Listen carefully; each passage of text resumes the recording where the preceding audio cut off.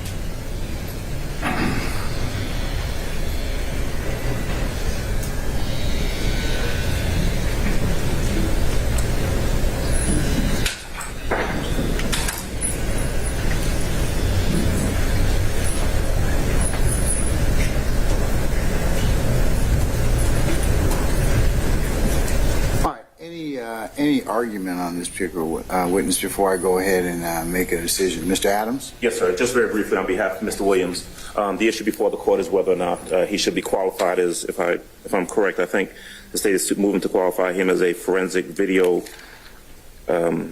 analyst. Did I get that correct? Yes, sir. Forensic video analysis. I would say to the court, Your Honor, based clearly upon the responses to the questions put before this witness, and in consideration of the Daubert standard and Rule 702, that this witness is clearly not qualified under that standard.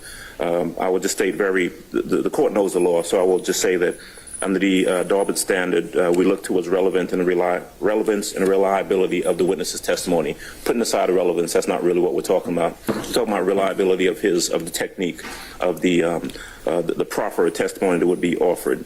And although 702 and Daubert is somewhat flexible, it's geared towards scientific validity and the principles that underlie a proposed submission, in this case, a video enhancement. We don't look towards the conclusion, we look towards the principles and the methodology, and we look towards whether or not there's been a testing of the experts, the proffered experts' theory. There has not been. We look for whether or not there's been publication in support of the experts' method or theory. There's no testimony that there has been any of that. We look towards, the court is advised under Daubert to look towards. What about his education? Because that's kind of the issue for me is, so we want to talk about that or his experience, I should say. He's been doing this 30 years, so. Education and experience is factors that the court can look to as well, but and I heard the witness testify that he has testified in regards to video enhancements upwards of 50 times. Those 50 testimonies could all have been improper. They could have been wrong because the methodology has to be tested. They could all very well have been done under the Harper standard, which is no longer the law in the state of Georgia. The question before the court is whether or not this witness meets the Daubert requirements, and I would say to the court that simply looking at the responses to the questions, both on direct and on cross, or on voir dire, that he does not. That the witnesses testified that there are no protocols to the methodology used by him. He is unable to indicate whether or not his method or his methodology is generally accepted. There is no peer review. It's not just that he doesn't know if there's any peer review. There is no peer review of his methodology. There is no testimony as to the error rate of his methodology. Under all of those factors, he fails, or this witness fails in terms of being able to be qualified as an expert. And I would ask the court to deny the state's request to qualify this gentleman as an expert. All right, anybody wish to add to Mr. Adams? What he is, don't regurgitate, but just add if you've got anything to that. Yes, Your Honor. Yes, Mr. Johnson. On behalf of Mr. Eppinger, Your Honor, the court pointed out the education and experience in this particular case. The witness testified that he had performed almost 500 of these video analysis over 30 years. That breaks down to less than 2 per month over the past 30 years. He also testified that he does not have any formal education or no continuing education with regards to these things over the past 30 years. Those are 2 things that he directly testified to. He has not shown that he has the requisite experience in this particular matter to be qualified as an expert, and as such, neither the education, Your Honor. So we believe that under Daubert, he should not be qualified as an expert. Thank you. All right, anybody else? Okay, all right. Looking at 24-7-702, testimony by expert witnesses.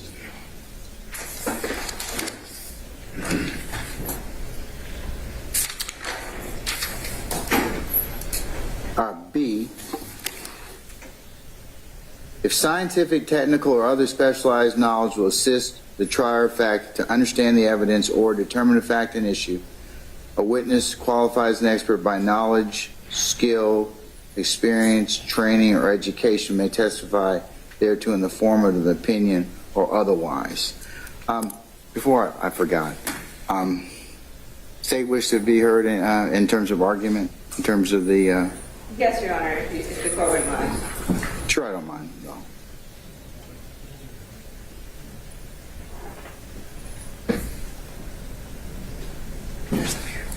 Your Honor, so I want to be clear that what we're basing our our request to qualify this gentleman as an expert is in the video enhancement, the forensic video enhancement, and we are just referring to that older video. The video is from 2015, so I want to start with that.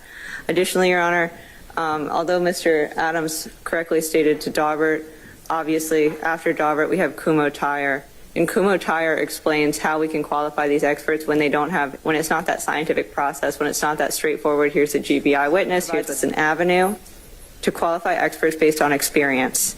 And this is going to be something that the court's probably going to hear a lot about with our next witness as well.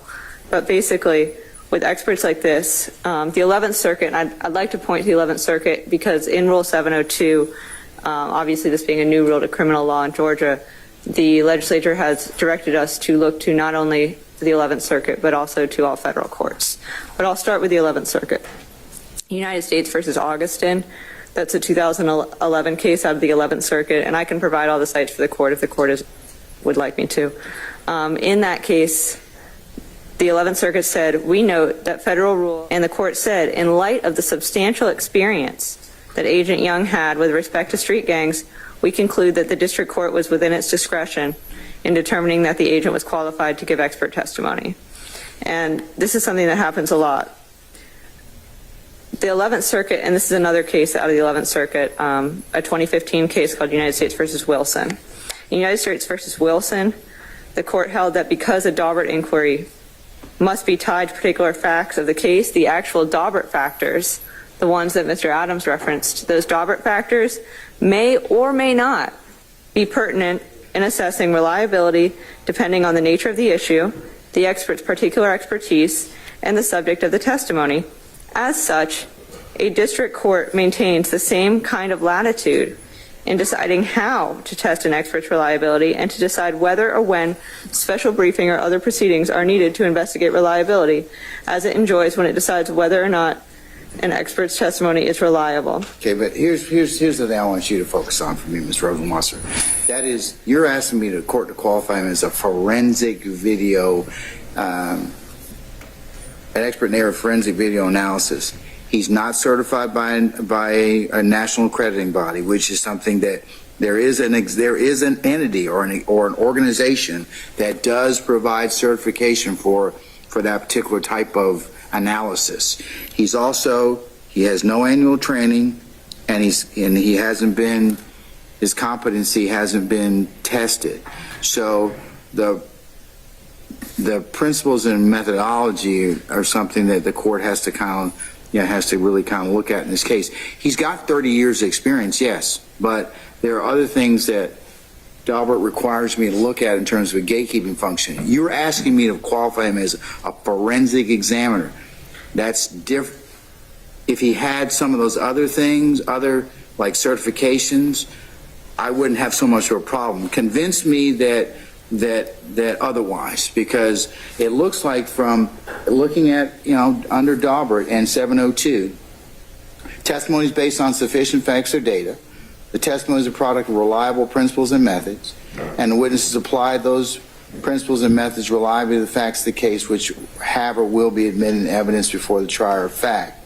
So that's why I'm trying to ask you,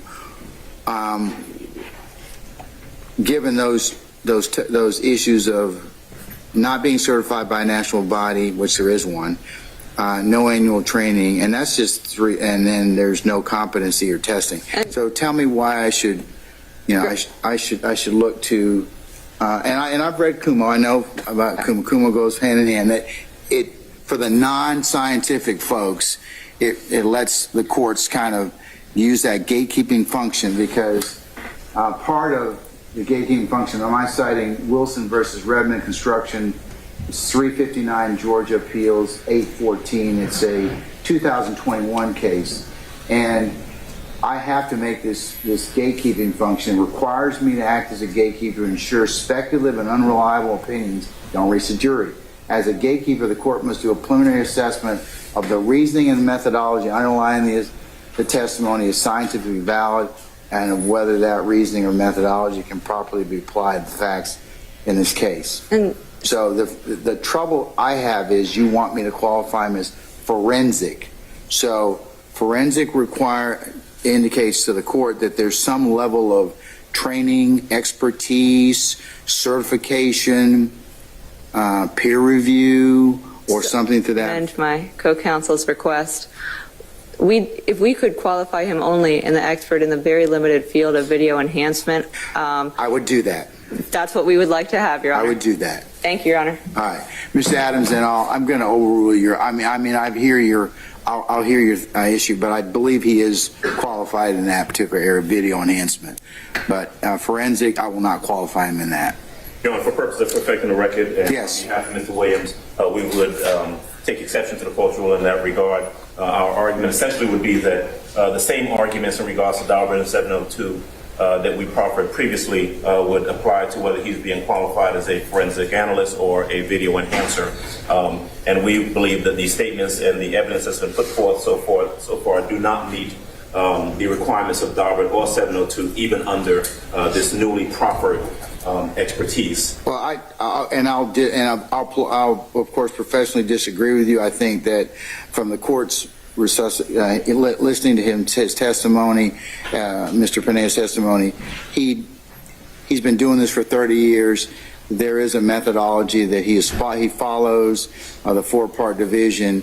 That certainly he followed that in this particular case. I think that would be helpful to the jury in this particular matter. So it's different than being a forensic, because then forensic, I should say, video analysis. So I'll respectfully overrule or note your objection for the record. And ask for continued objection, of course. All right. And on behalf of Mr. Stillwell, who is directly affected by this evidence as well, we will join in Mr. Adams' argument and adopt all of his arguments. Okay, if you're not, Mr. Harvey did you all a favor yesterday, okay? Yeah. Unless there's something else, then I'm going to assume that everybody's going to have the same objection or same basis, okay? And continuing objection. Yes, Ms. Sharp. John, can I just add something? Sure. On behalf of Mr. Myrick? Yes. I understand the court's ruling, but it's still, his methodology has not been tested. And that's the additional thing that I would add. It hasn't been tested, it hasn't been peer reviewed, hasn't been tested. We have no idea whether or not his methodology, the way that he does it. Under Kumu, have you taken a look at Kumu Tire? I did, Judge. 526 U.S. 137, 1999.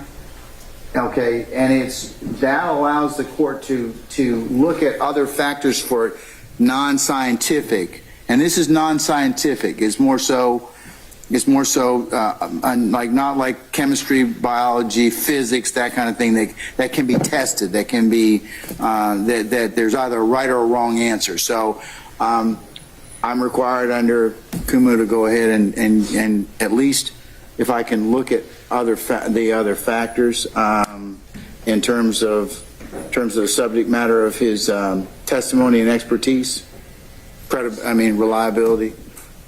I'll note your objection for the record. Okay.